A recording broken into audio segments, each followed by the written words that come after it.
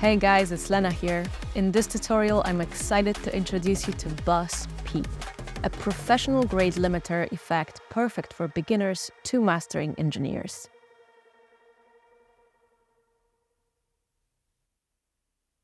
Bus Peak, an Arturia original, is a fully featured true peak limiter designed to bring loudness and punch to your tracks while preserving detail. It's easy to use for producers and beat makers aiming for professional sound, and fully featured for engineers seeking a high-quality, all-in-one tool to speed up their workflow.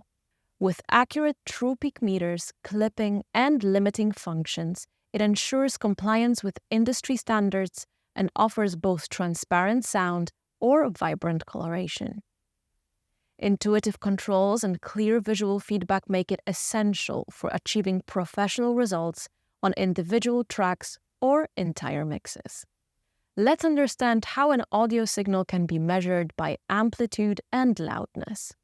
In the master section, Bus Peak displays both using dedicated meters. Feed audio through the effect and observe the master section. You'll see a stereo meter showing amplitude as peak level, and a single channel meter indicating loudness as LUFS.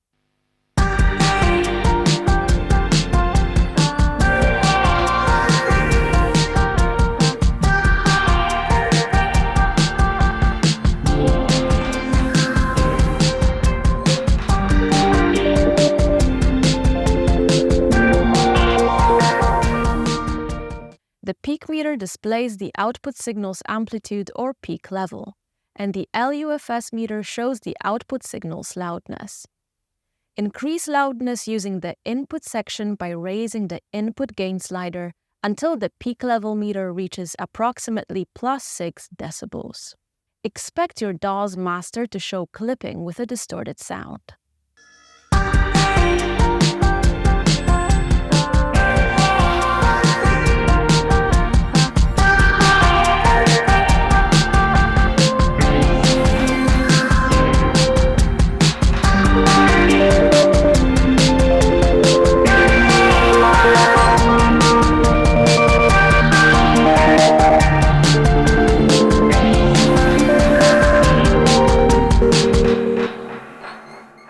This distortion happens because audio waveforms can't exceed 0 decibels when leaving the digital domain.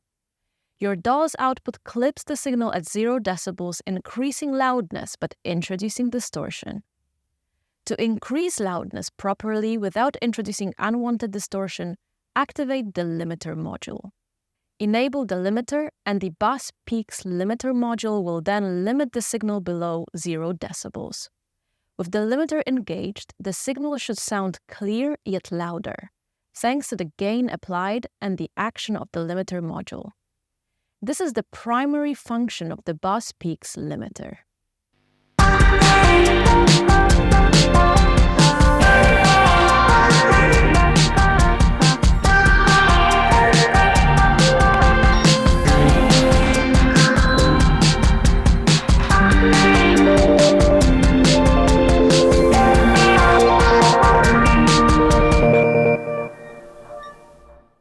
Placed first in the signal chain, the clipper module shapes audio dynamics by clipping peaks, thereby freeing up headroom to enhance overall loudness. It can manage peaks quite transparently or introduce warmth, color, and distortion based on its configuration. For this step, only the clipper module has been enabled, and the input gain is also unlocked. Feed some audio through the effect and familiarize yourself with the settings and visual aids. You can enable or disable the clipper module using the on-off switch.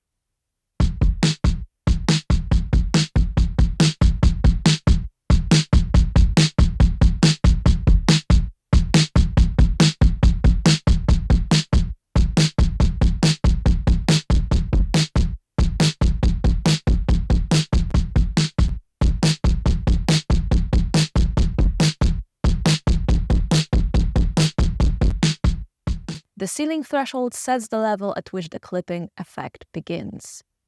The peak graphs display visual representations of both the incoming and clipped signals. The gain reduction graph located at the top of the GUI shows the gain reduction applied, and you can zoom in on the graph for extra precision by clicking on the loop icon at the top left. The gain reduction value indicates the clipper's gain reduction value, which is held for 1 second. When you enable Delta Listen, you can hear what the clipper removes. By setting the ceiling, you control how aggressively the clipper reduces peaks.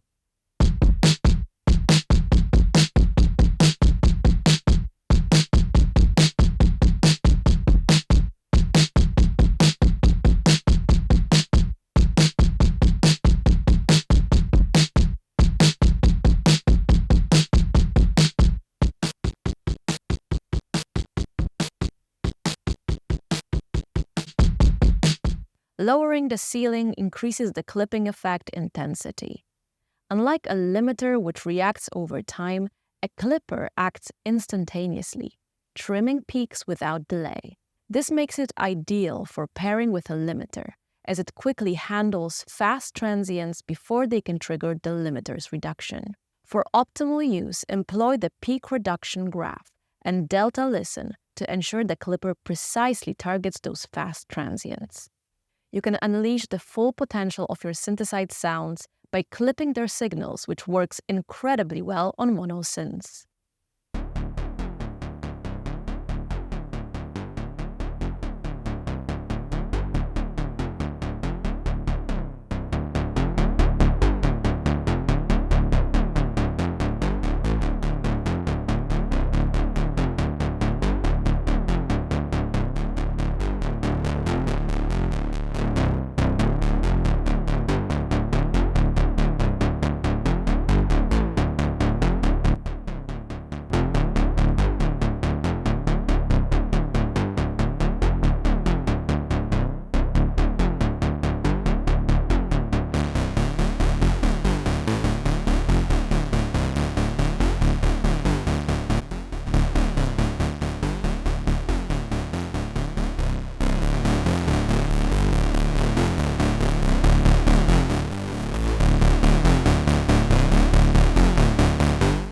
The character and knee settings significantly expand the clipper's sonic palette, which we'll discover in the next step. You can adjust the size of the clipper's knee from hard to very soft using the knee control. The auto knee setting automatically adjusts the knee based on the input gain. The character setting morphs the clipper into a very fast limiter.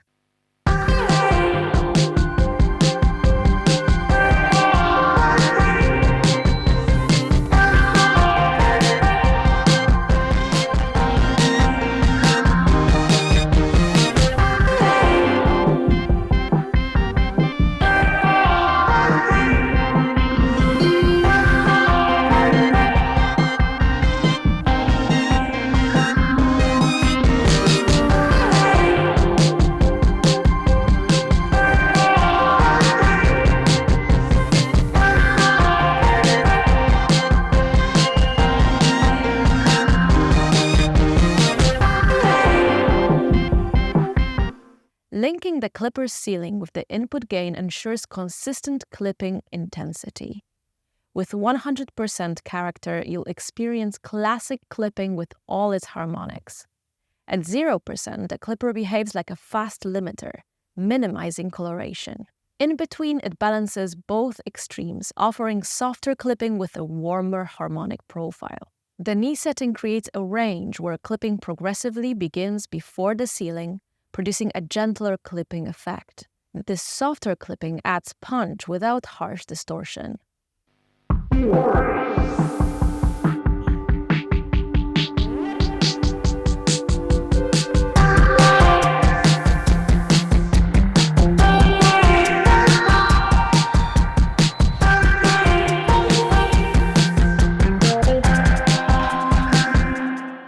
The auto knee setting adjusts the knee to double the gain, mimicking the approach used in a high-end gold-finished converter, renowned for its soft saturation capabilities, a secret weapon among mastering professionals.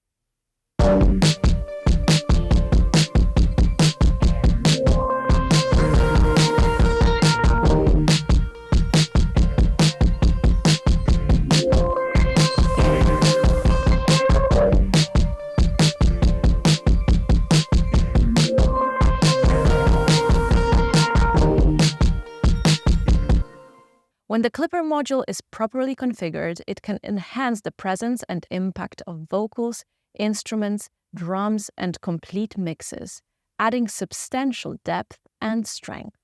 Following the clipper, the limiter module controls peaks, ensuring output levels stay within set parameters while keeping the audio as transparent as possible.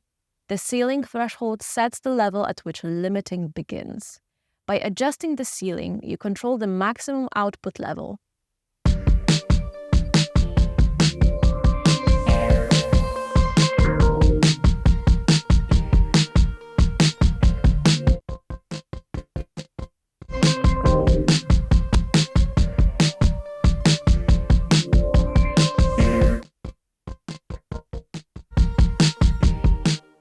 The peak graphs display visual feedback of both the pre-limited and post-limited audio, highlighting the limiter's impact. The gain reduction graph displays visual representations of the limiting action, showing how much gain reduction is being applied in real time. The gain reduction value holds the maximum gain reduction value for 1 second. Delta listen lets you hear only the portions of the signal that are affected by the limiter.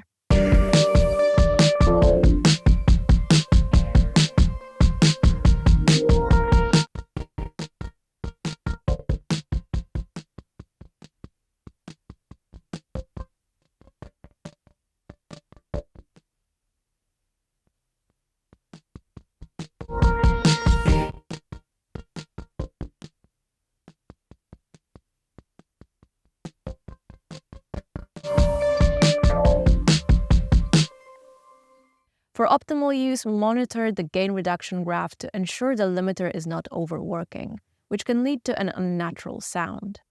Use delta listen to hear the exact portions of the signal being affected, allowing you to make precise adjustments to the ceiling, attack, and release settings. In the limiter's extended settings, you have additional controls for fine-tuning its behavior and adding creative coloration to your audio. The character control adjusts the limiter's behavior from a transparent limiter to one that adds color and warmth. At 50%, it functions as a single-stage limiter with fast automatic response, minimizing distortion unless release is very short. Below 50%, it reduces the speeding of the time constants of the limiter, leading to a slower response that can enhance drum's groove, ideal for individual instruments or drum buses. Above 50%, it opens up the attack, allowing a quicker second stage to address fast transients. At 100%, it is minimally active, with the second stage taking over most of the work.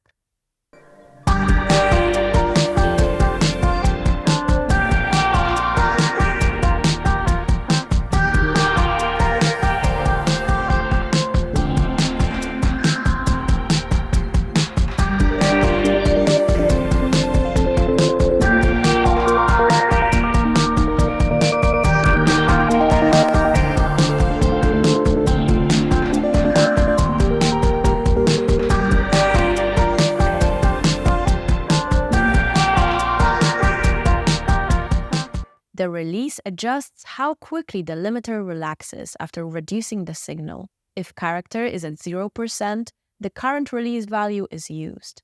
If character is above 0%, the release time will vary up to its current value, depending on the signal's dynamics. When a digital waveform is converted to analog, it often produces peaks exceeding the maximum level of the digital signal. If the digital waveform's amplitude is near 0 decibels, this can lead to clipping in the analog stages of the digital to analog converter, even if there are no clips in the digital version. The third stage of bass peaks limiter can detect and prevent this type of clipping. True peak limiter enables the third limiter stage for true peak control. The gain reduction produced by the true peak limiter is displayed on the limiter's gain reduction graph, even if the limiter module is disabled. The tone control module shapes the tonal balance of your audio, adding warmth and depth or emphasizing certain frequency ranges. The tone control on-off switch enables or disables the module. The low and high frequency controls allow you to boost or cut specific frequency ranges. The frequency selector lets you choose the exact frequency for each band. The gain reduction graph shows the changes applied to the signal in real time, providing visual feedback on how the tone is being shaped. By adjusting the low and high frequency controls, you can sculpt the tonal balance of your audio, enhancing or reducing specific frequency ranges.